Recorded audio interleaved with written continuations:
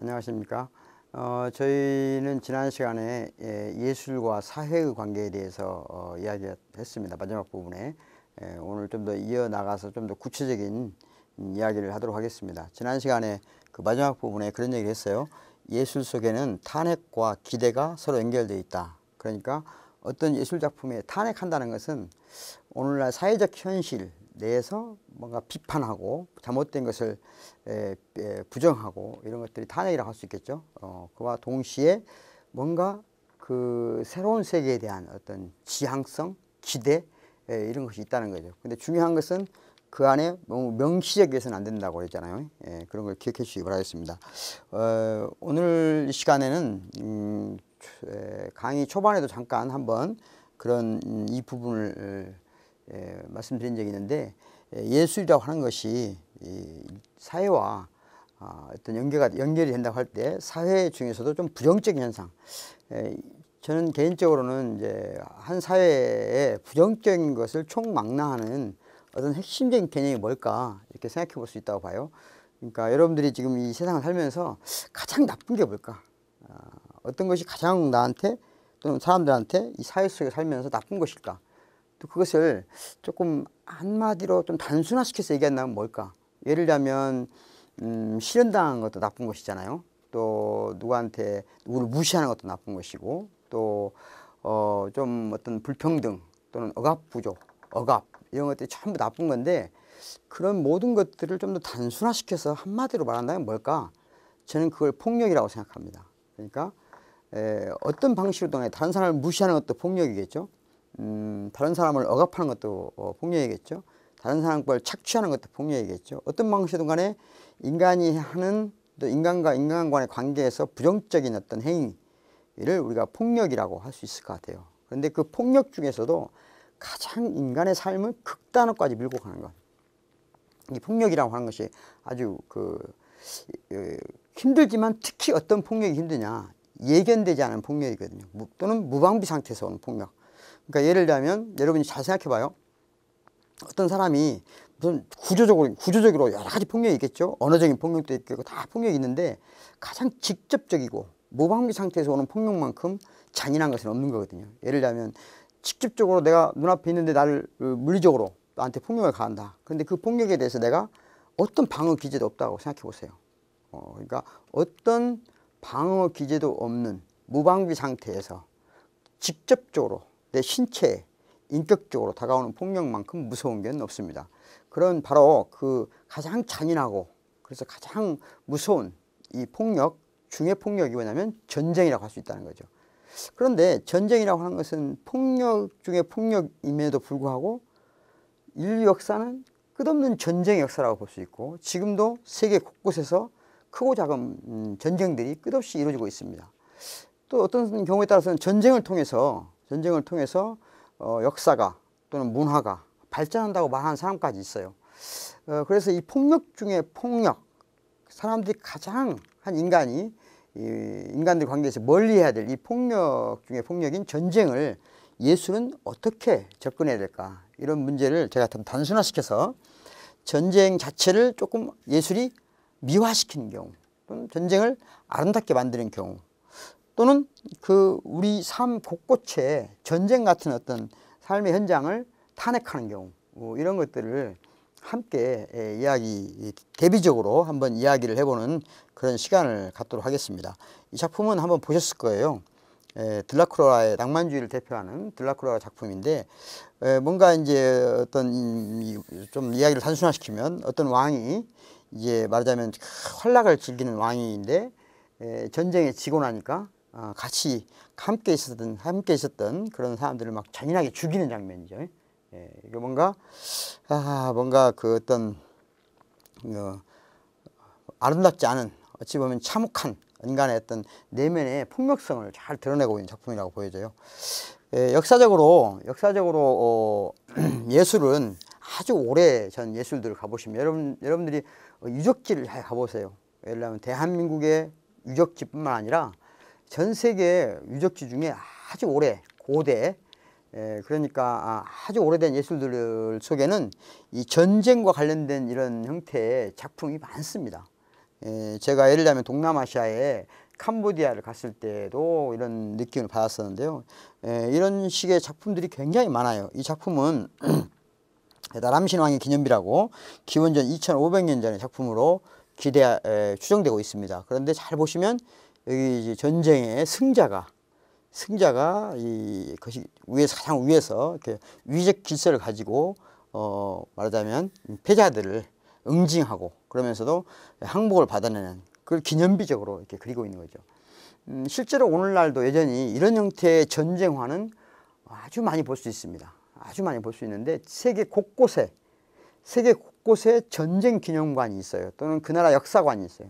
전쟁 기념관이나 역사관에 가보면 아직도 많은 작품들 중에 이런 형식으로, 그러니까 승자를 기념하는, 승리를 기념하는 어떤 전쟁화, 이것들은 되게 근대에 와서 특히 더 활성화되는데, 근대에 오면 국가가 그러니까 예전에도 국가는 있어 왔지만 오늘날처럼 어떤 국가관이, 즉 확실하게 어떤 단일 국가 형태가 명확해진 것은 그렇게 오래된 게 아니거든요. 국가 형태가 좀 명확해지면서 그동안의 역사를 승자 중심의 어떤 전쟁화를 많이 그리고 그걸 박물관이나 박물관이나 또는 기념관이나 이런 데 많이 가서 볼 수 있어요.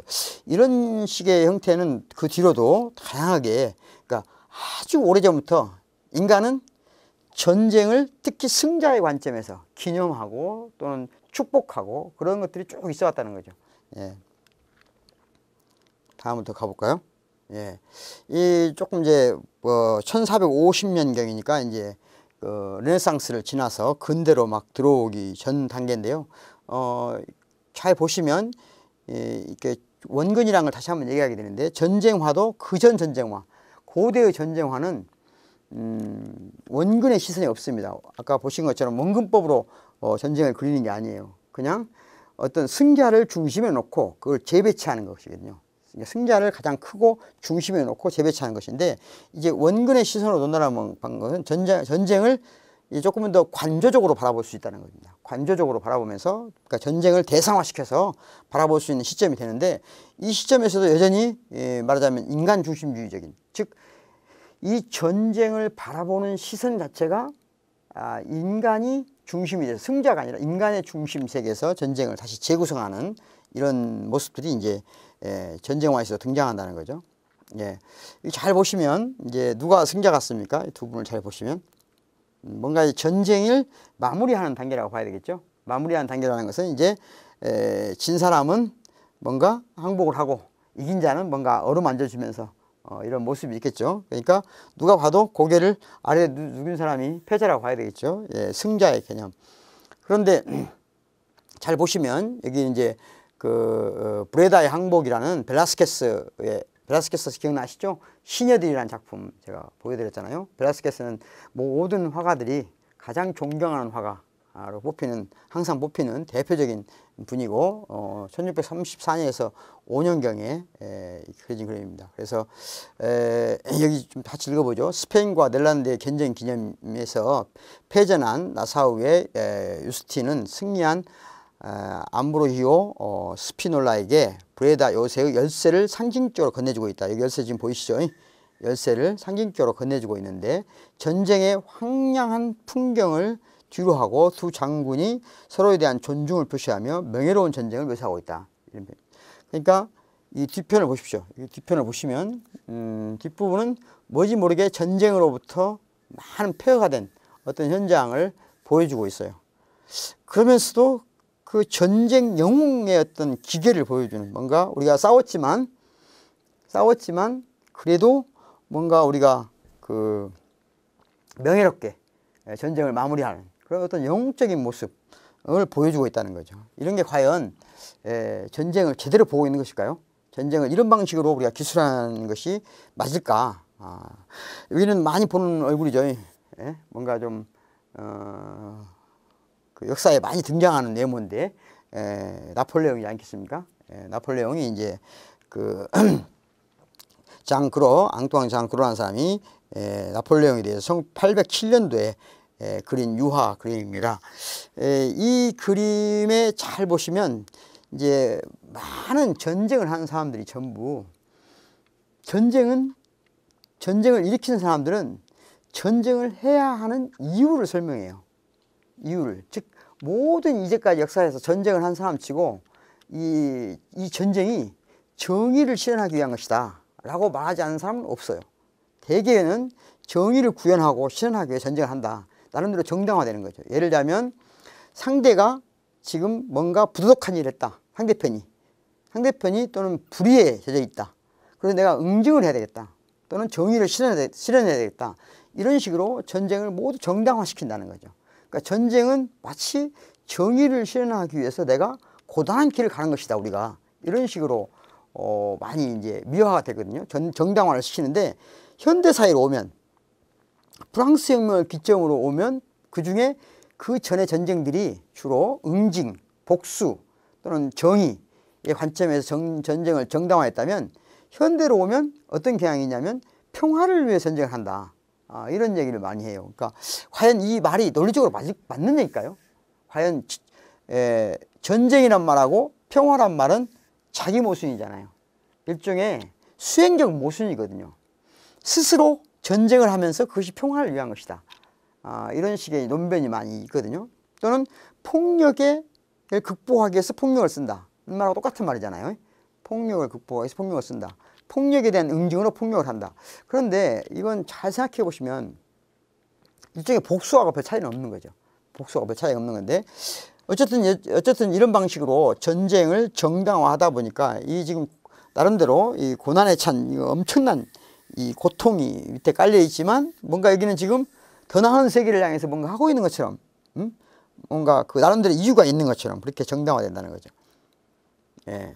그래서 전쟁의 또 하나의 이제 그 다비드라는 사람 기억나시죠? 다비드 호라티우스 형제들의 어떤 선서 이런 것도 보여드렸고 제가 고전주의를 상징하는 즉 낭만주의와 고전주의를 대비시킬 때도 다시 한번 보여드렸던 기억이 납니다. 그러면 여기 잘 보시면 이제 다비드가 그런 사비니 여인들인데 여기 사비니 여인들인데 여기 그 사비니 군의 지휘자인 타티우스의 딸이자 로마 건국의 왕 로물루스와 결혼한 여인으로 두 아들을 뒀어요.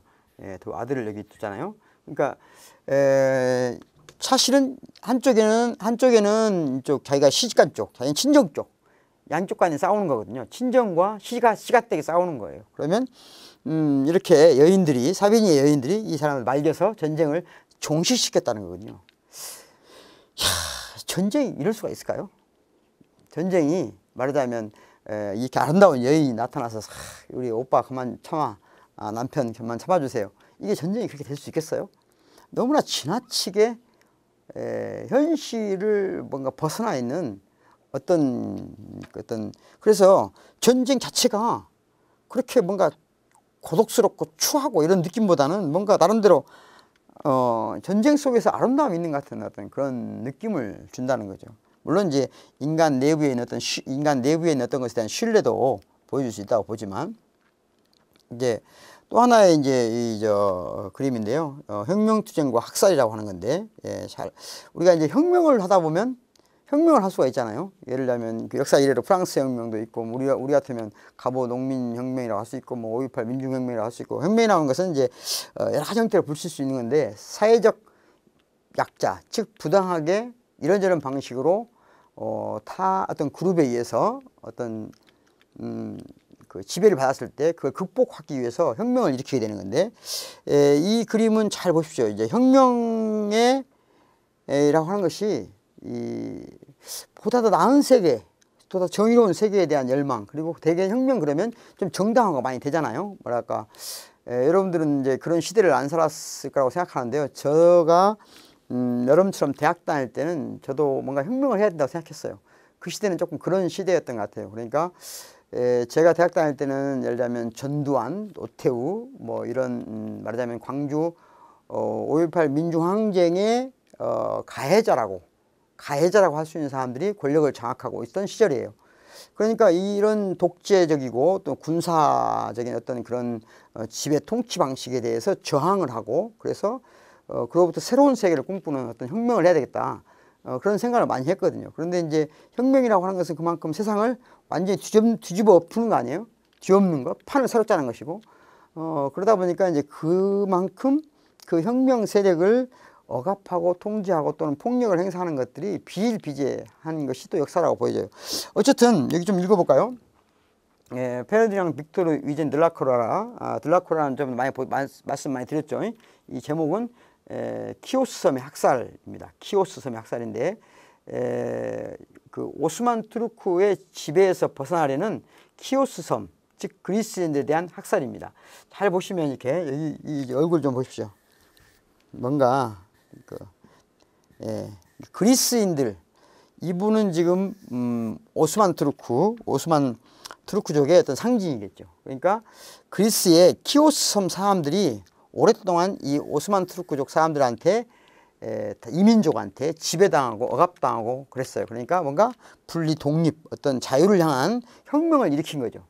그런데 처참하게 이 사람들이 죽어간 거예요. 자, 혁명이라고 하는 것이 억압에 어떤 저항하고, 그래서 그 저항을 통해서 자유로운 세계로 나아간다고 하는 점은 나름 분명 정당한 겁니다. 그런데 혁명이 그만큼의 죽음, 고통, 아픔을 동반한다는 것도 무시하면 안 되겠죠. 그러니까 혁명을 한다 하더라도 그냥 무조건 막 우리가 정의로우니까 혁명을 하는 게 아니고, 혁명 자유만큼 소중한 게 생명이니까 그런 어떤 것들도 한번 생각하게 하는, 혁명이 그의 반혁명, 그러니까 혁명을 억압하는 세력에 대해서 이 무참하게 죽어가는 것까지도 정당화시킬 수는 없다는 거죠. 어쨌든 이 정말 어두운 인간의 어떤 모습을 보여주는 드라큘라의 키오스 섬의 학살이라는 작품입니다. 이제 조금 더 현대적으로 왔다고 볼 수 있는데요. 어떤 전쟁 또는 폭력에 대해서 그 본질로 접근해가는, 그 폭력이 뭐냐, 정말 이 전통적인 사회에서는 폭력에 대한 부정적인 시각이 별로 없어요. 그러니까 아주 옛날 사람들은 전쟁이나 폭력이라고 하는 것도 좀 영웅적으로 서사하고 영웅적으로 기술하고, 폭력도 나름대로는 필요한 것이고, 또 이런 식의 세계관이 강했기 때문에 폭력이나 전쟁에 대해서 뿌리채 어떤 드러내려고 하는 그런 시도가 아주 미약해요. 전통적인 어떤 사상이라든가 예술에 들어가 보면. 그런데 프란시스 고야라는 이 사람에 의해서 어찌 보면 세계 역사의 하나의 전쟁을 바라보는 또는 폭력을 바라보는 예술에서의 전환점이라고 볼 수 있습니다. 그러니까 보시는 것처럼 나폴레옹 군대의 스페인 점령 후 민간인을 학살했거든요. 그것을 고발하는 거예요. 그러니까 그 스페인의 민간인들이고, 여기는 지금 군인들이죠. 그러니까 잘 보십시오. 아까 제가 그랬죠. 초반부에 폭력 중에서 가장 잔인한 폭력이 뭐냐, 무방비 상태에 있다는 거예요. 직접적인데, 만약에 군인이 전쟁을 해도 비참한 거지만 민간인들은 어떤 대응도 할 수 없다는 거죠. 어떤 대응도 할 수 없는 무방비 상태의 사람들에게 아주 일방적으로 직접적으로 이렇게 폭력을 가하는 것. 전쟁은 군인과 군인이 싸우는 게라고 사람들은 생각하지만, 실제로는 군인들에 의해서 민간인이 죽는 거예요. 일반 사람들이. 언뜻 보면 군인과 군인이 싸우죠. 그러니까 누가 승리하냐 패배했냐라고 하는 관점에서만 보면 군인 대 군인이 싸워서 한쪽이 이기고 한쪽이 지는 거예요. 그렇게만 보면 전쟁을 나름대로 미화할 수 있는 거예요. 전쟁을 통해서 뭔가 새로운 것이 생기고 새로운 발전이 생겼다, 이런 얘기를 할 수 있겠죠. 하지만 전통적으로는, 그러니까 전쟁과 관련된 또는 폭력과 관련된 대부분의 예술작품이나 이런 데 보면 이 군인과 군인의 싸움만을 그래요. 그런데 이 프란시스 고야라는 사람에 이르면, 그러니까 이 18세기에서 19세기에 이 시기에 이르면 이제 전쟁이라고 하는 것이 군인과 군인의 전쟁이 아니고 군인에 의한 민간인의 학살, 어떻게 보면 전쟁을 사랑하는 사람들과 평화를 사랑하는 사람들 간의 대결이라고 볼 수 있는 거예요. 이건 굉장히 새로운 관점인 겁니다. 역사적으로 보면 전쟁을 민간인에 대한 학살이라고 보게 되는, 어떤 전쟁의 본질을 향해서 나아가는 어떤 뜻깊은 그림이라고 볼 수 있죠. 이 대성이 있죠. 어마어마한 언덕 위에 사람들이 처참하게, 오늘날 같으면 별로 그렇게 잔인하게 안 보일 수 있고, 이 정도 그림이야 많이 볼 수 있다고 생각하지 모르지만 당시에는 아주 충격적인 작품입니다. 고야의 작품들은 정말 전쟁과 관련해서 참상을 가장 적나라하게 보여줘요. 잘 보십시오. 정말 이 전쟁이 이런 거란 걸 잊어버려서는 안 돼요, 여러분. 전쟁에 우리 예술과 상업예술과 진정한 예술의 차이가 뭐냐면요. 오늘날도 여러분 드라마를 보십시오. 사극을 보세요. 사극을 보고 있으면 전부 전쟁 영웅들이 나타나서 뭔가 미래를 꿈꾸고 막 새로운 시대를 만든다고 하고 막 전쟁을 미화시키는 얘기를 하고, 그러면 전쟁 중에도 막 사랑하는 사람들과 얘기를 그려나가고 막 이런 것들은 부지불식간에 우리가 전쟁이 얼마나 잔인하고 폭력적인지를 망각하게 한다는 거죠.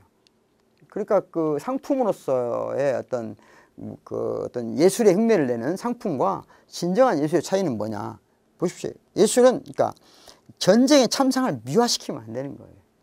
어떤 식으로든 전쟁은 다시는 또는 가능하면 최소화시켜야 될 어떤 것들이죠. 여기 보십시오. 정말 눈 뜨고는 보기 어려운, 실제로 전쟁이 일어나면 지금도 그렇다는 거예요.